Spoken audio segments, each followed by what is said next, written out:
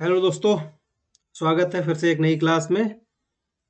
आज हम लोग इंडियन पॉलिटी के पीवाईक्यूज पर ही अध्ययन करेंगे, लेकिन वह टॉपिक होगा source and features of Indian constitution, यानी भारतीय संविधान के स्रोत और इसकी कुछ महत्वपूर्ण विशेषताएं। और ये सारे पीवाईक्यूज एमसीक्यूज जो भी हैं वो UPPCS pre, UPPCS RO BPSC का जो 70 एग्जाम आया हुआ है उसके लिए, और अन्य जितने भी स्टेट एग्जाम्स हैं उन सारे स्टेट एग्जाम्स के लिए ये इम्पोर्टेंट है। कोई भी एक दिवसीय एग्जाम है तो उस एक दिवसीय एग्जाम में ये आपको फायदा देने वाले हैं। और एक आपसे निवेदन ये है कि अगर ये क्लास आपको थोड़ी धुंधली दिखाई दे रही है तो इसको आप क्वालिटी में जाके 360 पे चला के देखिए, ये क्लास आपको क्लियर विजिबल होगी और आप इस क्लास का पूरा लाभ उठा पाएंगे। तो आइए बिना किसी देर के शुरू करते हैं और पहले क्वेश्चन पर बात करते हैं। और हाँ, अगर आपको ये क्लासेस पसंद आ रही हैं तो आप हमारे चैनल को सब्सक्राइब कर सकते हैं, वीडियोस को लाइक करके हमारा उत्साहवर्धन कर सकते हैं। प्रश्न नंबर पहला देखते हैं। पहले प्रश्न में पूछा गया है कि शून्यकाल संसदीय व्यवस्था किस देश की देन है।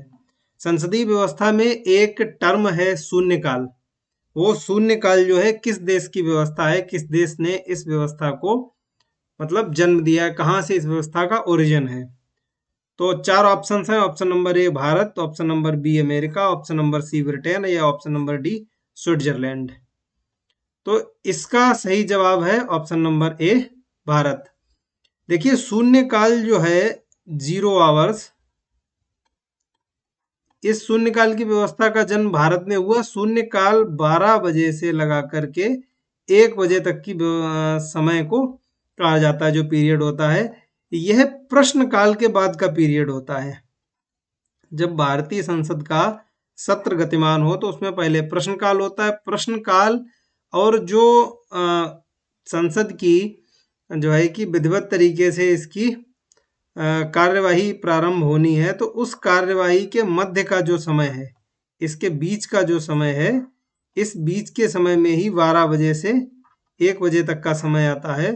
और बीच का ये समय खाली रहता है, इसीलिए इसको शून्यकाल कहा जाता है।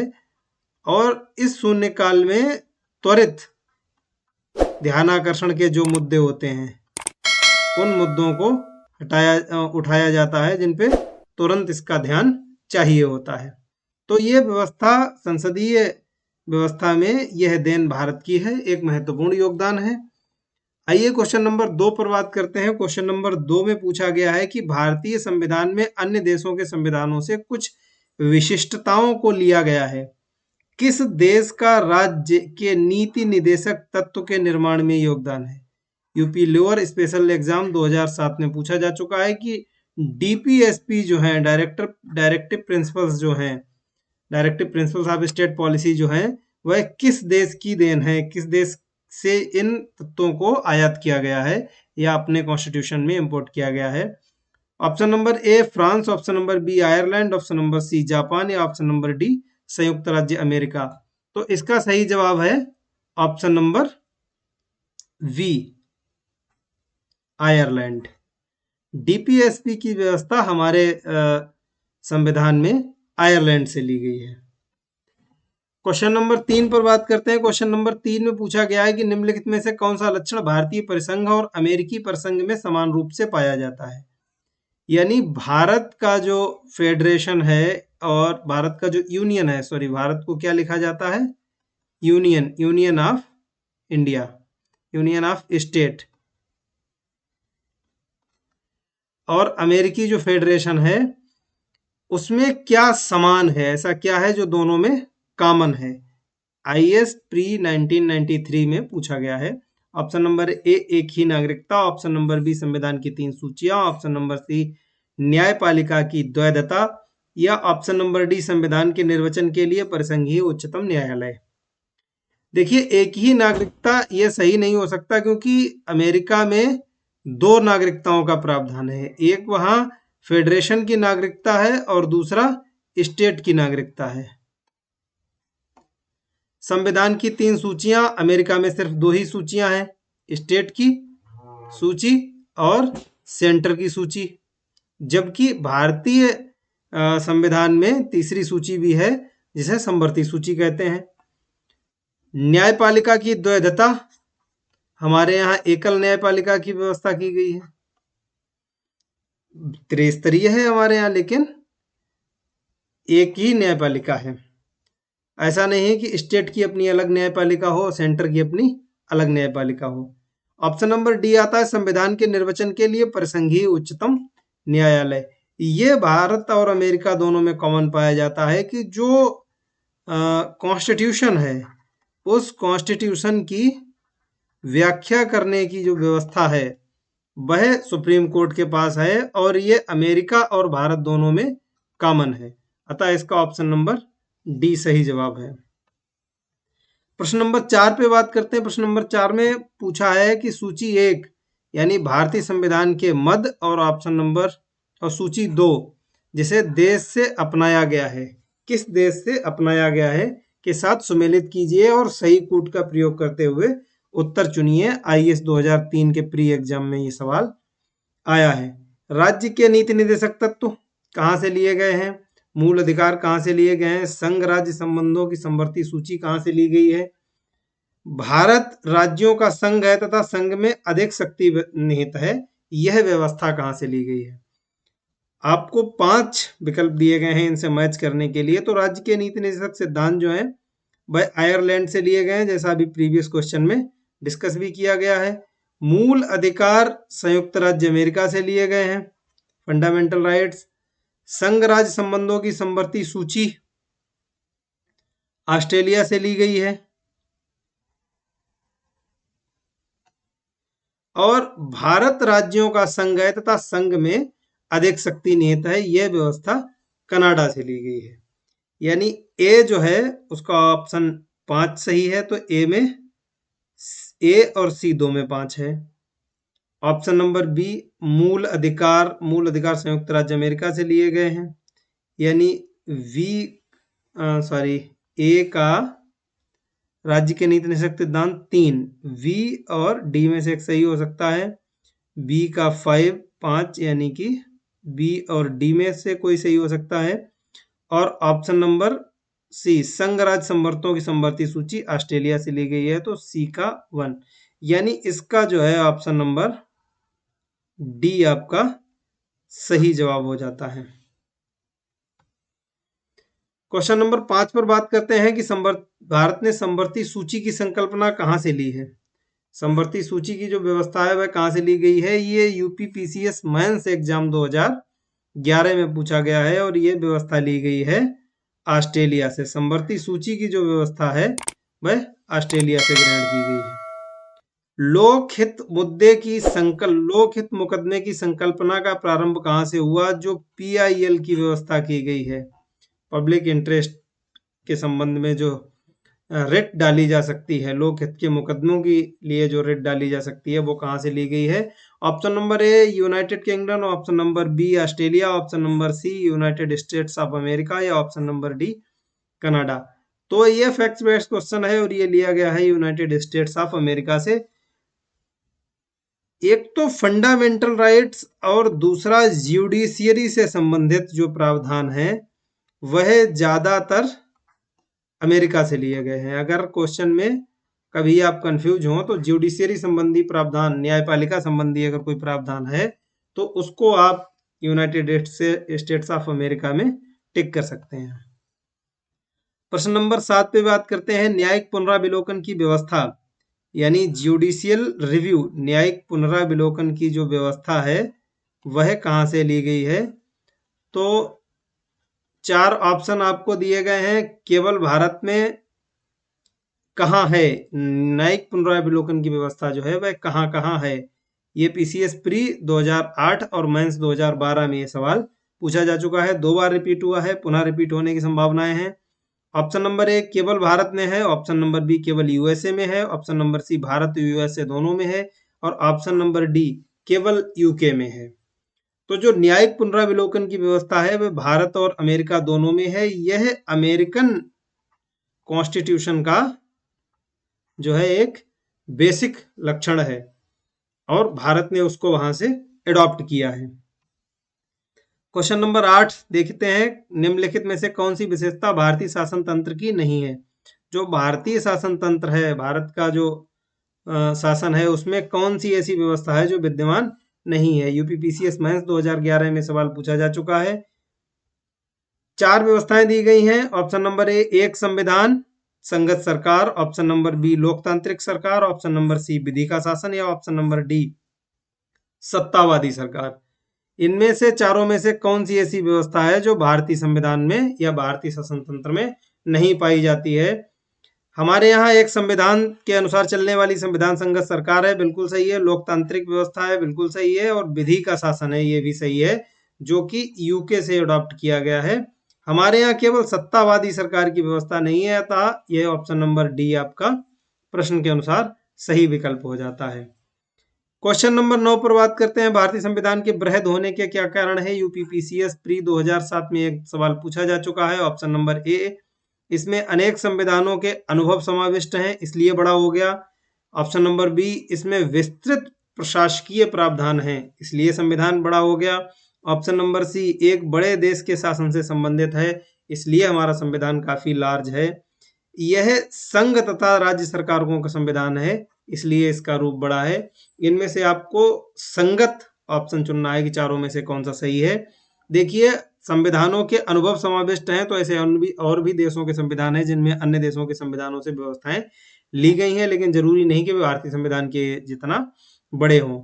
इनमें विस्तृत प्रशासकीय प्रावधान है, लगभग हर संविधान में विस्तृत रूप से प्रशासकीय प्रावधान होते हैं। यह एक बड़े देश के शासन से संबंधित है, इसलिए भी बड़ा नहीं है, ऐसा कुछ नहीं है। अमेरिका बहुत बड़ा जो है कि देश है, और अमेरिका के जो अनुच्छेद है, वो अमेरिका के संविधान में केवल 7 अनुच्छेद हैं। तो इस तरीके से ये क्वेश्चन भी, ये ऑप्शन भी ठीक नहीं है। यह संघ तथा राज्यों का संविधान है। हमारे देश का जो कॉन्स्टिट्यूशन है वह ऐसा कॉन्स्टिट्यूशन है जो राज्य और संघ दोनों के लिए एक ही कॉन्स्टिट्यूशन है, जबकि कई देशों में ऐसा होता है कि संघ का संविधान अलग होता है और जितने भी राज्य हैं उनका संविधान अलग होता है, इसलिए वहां का संविधान जो है छोटा रह जाता है। अतः इसमें ऑप्शन नंबर डी जो है वह बिल्कुल सटीक आंसर है। प्रश्न नंबर 10 पर बात करते हैं, भारतीय संघवाद को सहकारी संघवाद किसने कहा है। ये एक कथन है और ये छत्तीसगढ़ पीसीएस प्री 2008 के एग्जाम में पूछा जा चुका है, बहुत इंपॉर्टेंट प्रश्न है। ये कहा है ऑस्टिन ने, एजी ऑस्टिन जो है संविधान वेत्ता है, और इन्होंने भारतीय संघवाद को सहकारी संघवाद की संज्ञा दी है। क्वेश्चन नंबर 11 पर बात करते हैं, निम्नलिखित में से किस एक का कथन है कि संविधान को संघात्मकता के तंग ढांचे में नहीं डाला गया है। यूपीपीसीएस मेंस 2008 का सवाल है, यूपीपीसीएस मेंस 2008 में पूछा गया था। डॉक्टर बी आर अम्बेडकर ने यह कथन संविधान सभा में ही कहा था, जिस समय संविधान बन रहा था उस समय उसकी कार्यवाही में ही डॉक्टर अम्बेडकर ने यह कथन कहा था कि संविधान को संघात्मकता के तंग ढांचे में नहीं डाला गया है, इसे संघात्मक और जो उसमें एकात्मकता के लक्षण हैं दोनों को ठीक तरीके से संगत बनाया गया है, ठीक तरीके से दोनों में सामंजस्य बिठाया गया है, केवल संघात्मकता के ढांचे में नहीं डाला गया है। क्वेश्चन नंबर 12 पर बात करते हैं, भारत में राजनीतिक व्यवस्था के मूलभूत लक्षण हैं। भारत की जो राजनीतिक व्यवस्था है उसमें कौन कौन से लक्षण हैं, 4 लक्षण आपके दिए गए हैं। यूपीपीसीएस प्री 2009 में ये सवाल पूछा जा चुका है। पहला ऑप्शन है यह एक लोकतांत्रिक गणतंत्र है।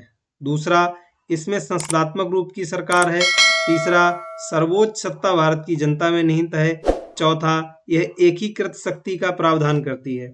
चारों में से कौन से ऐसे कथन हैं जो भारत के राजनीतिक व्यवस्था के संबंध में सटीक बैठते हैं। देखिए, यह एक लोकतांत्रिक गणतंत्र है, बिल्कुल सही बात है। हमारे यहाँ लोकतांत्रिक व्यवस्था है, चुनाव होते रहते हैं समय समय पर, और गणतांत्रिक व्यवस्था है, यानी हमारे देश का जो संवैधानिक प्रमुख है वह निर्वाचित होता है।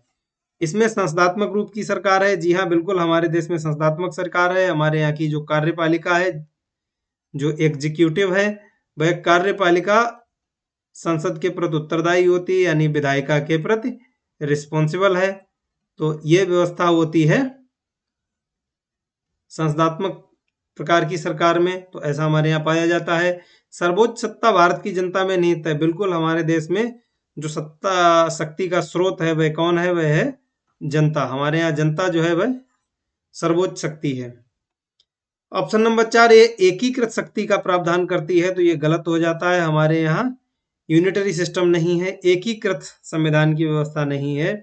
हमारे यहाँ संघात्मकता और एकात्मकता का मिला जुला रूप देखने को मिलता है, तो ऑप्शन नंबर 4 गलत हो जाता है। पहला, दूसरा, तीसरा तीनों कथन सही है। इस प्रकार से ऑप्शन नंबर बी सही जवाब है। प्रश्न नंबर 13 पे बात करते हैं। भारतीय राजनीतिक व्यवस्था में इनमें से कौन सर्वोच्च है?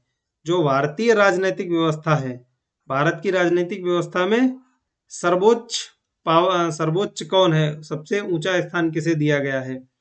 ऑप्शन नंबर ए सर्वोच्च न्यायालय, ऑप्शन नंबर बी संविधान, ऑप्शन नंबर सी संसद, ऑप्शन नंबर डी धर्म। तो इन चारों में सबसे सटीक आंसर है संविधान, क्योंकि हमारे यहाँ जो सारे प्रावधान और जो सरकार चलाने के नियम हैं, जो पूरी प्रणाली को, जो सिस्टम को रनिंग करने का तरीका है, वह कहाँ से लिया जाता है? वह लिया जाता है संविधान से। जो सोर्स है हमारे यहाँ पावर का, वो क्या है? संविधान है। अतः ऑप्शन नंबर बी सही जवाब है। आइए प्रश्न नंबर 14 पर बात करते हैं। प्रश्न नंबर 14 में पूछा गया है कि भारत में न्यायिक पुनरीक्षण जुडिशियल रिव्यू की संकल्पना निम्नलिखित देश के संविधान से ली गई है। किस देश के संविधान से हमारे यहाँ जुडिशियल रिव्यू का सिस्टम लिया गया है? ये यूपीपीसीएस प्री एग्जाम 1998 में पूछा जा चुका है। 4 ऑप्शन है: यूनाइटेड किंगडम, संयुक्त राज्य अमेरिका, यूएसएसआर, ऑस्ट्रेलिया। किस देश के संविधान से हमारे यहाँ न्यायिक पुनरीक्षण की व्यवस्था ली गई है? तो आपका ऑप्शन सही हो जाता है संयुक्त राज्य अमेरिका। जो जुडिशियल रिव्यू का प्रावधान लिया गया है, वह लिया गया है संयुक्त राज्य अमेरिका के संविधान से।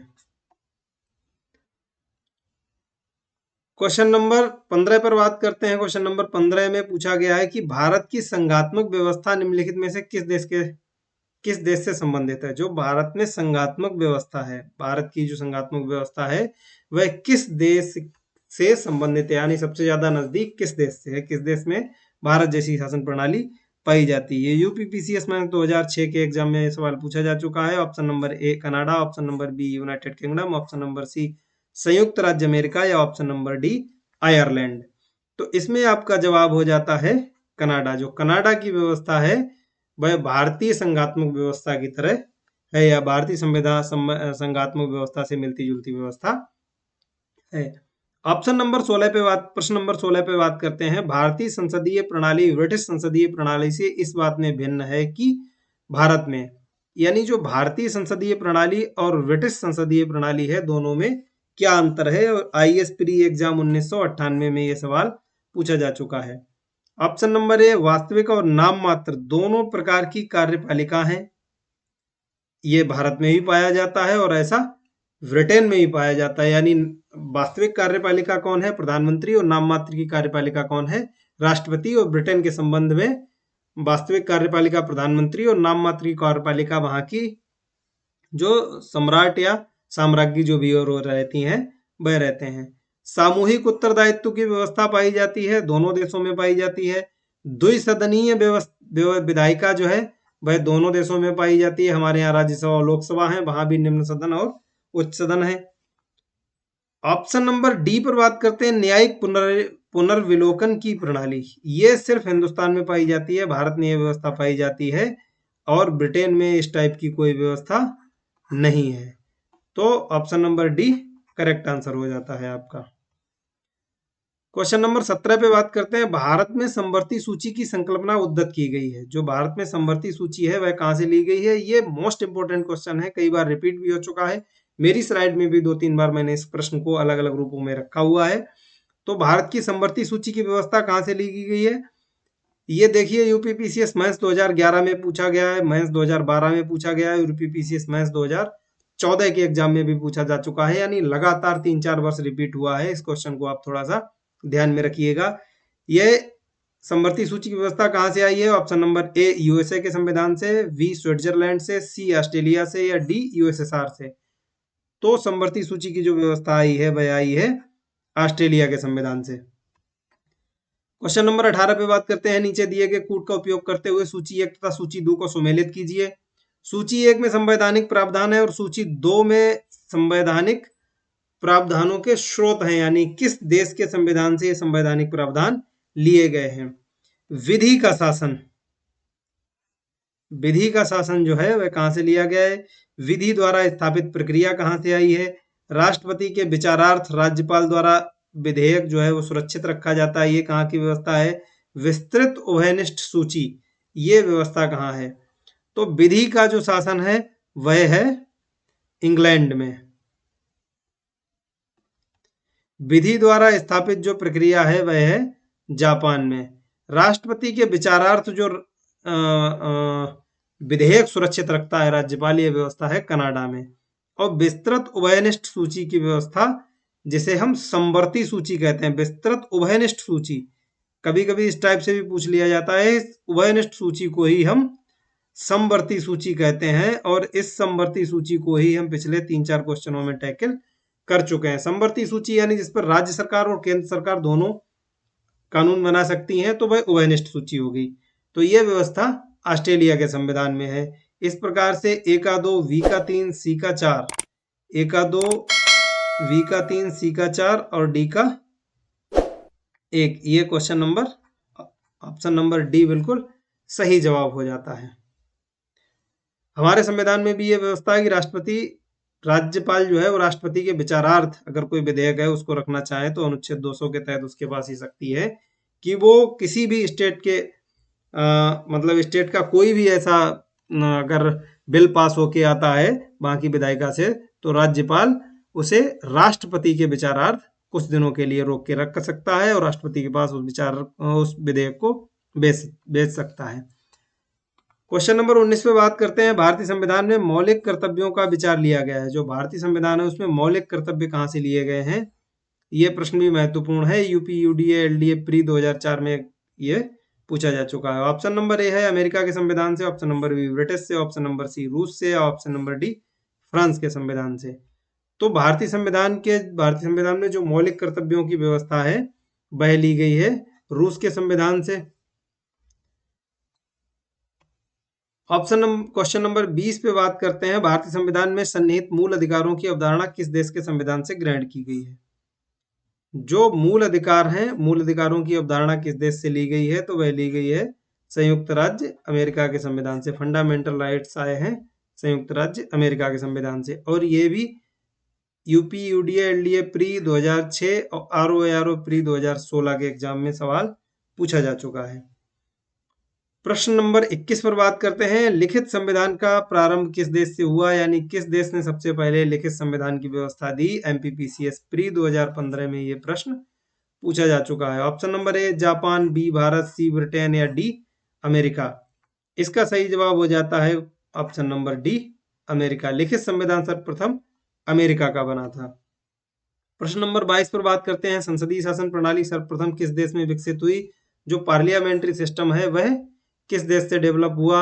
एमपीपीसीएस प्री एग्जाम 2006 में सवाल पूछा जा चुका है। Option number A Britain, B France, C Belgium या डी स्विट्जरलैंड।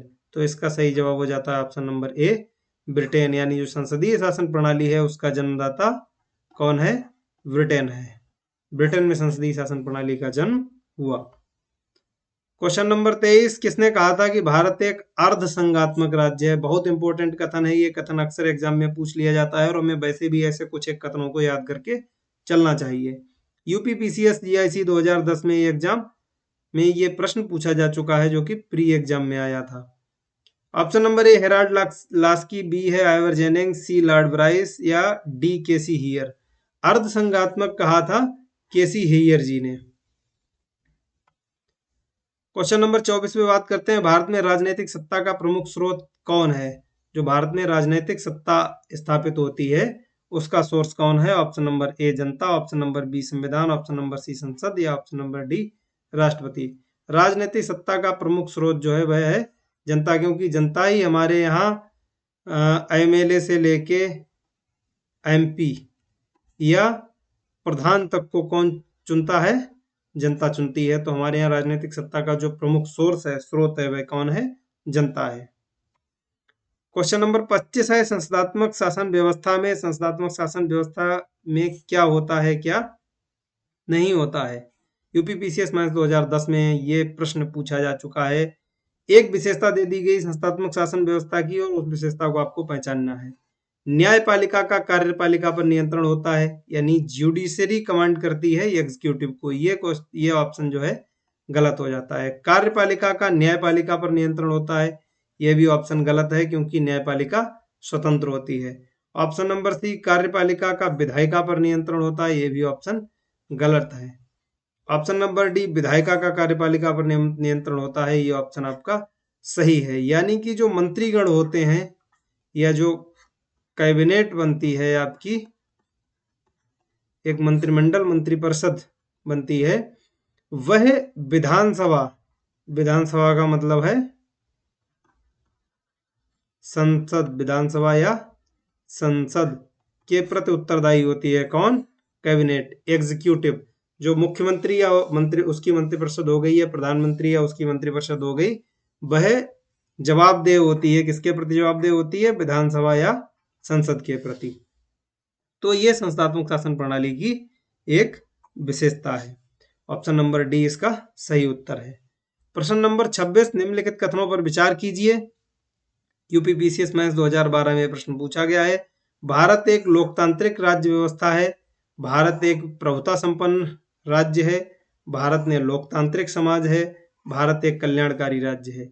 इन चारों में से भारत के संदर्भ में कौन से कथन सही हैं? तो उपरोक्त कथनों में से जो भी सुइटेबल कूट हो उसको आपको चूज करना है। इस प्रश्न का जवाब आपको कमेंट बॉक्स में कमेंट करके देना है। अगर ये क्लास आपको पसंद आई है और आप इस क्लास में अभी तक बने हुए हैं तो प्लीज इस वीडियो को लाइक कीजिए, कमेंट बॉक्स में अपनी राय जाहिर कीजिए, चैनल को सब्सक्राइब करिए और अपने दोस्तों तक शेयर करिए। धन्यवाद।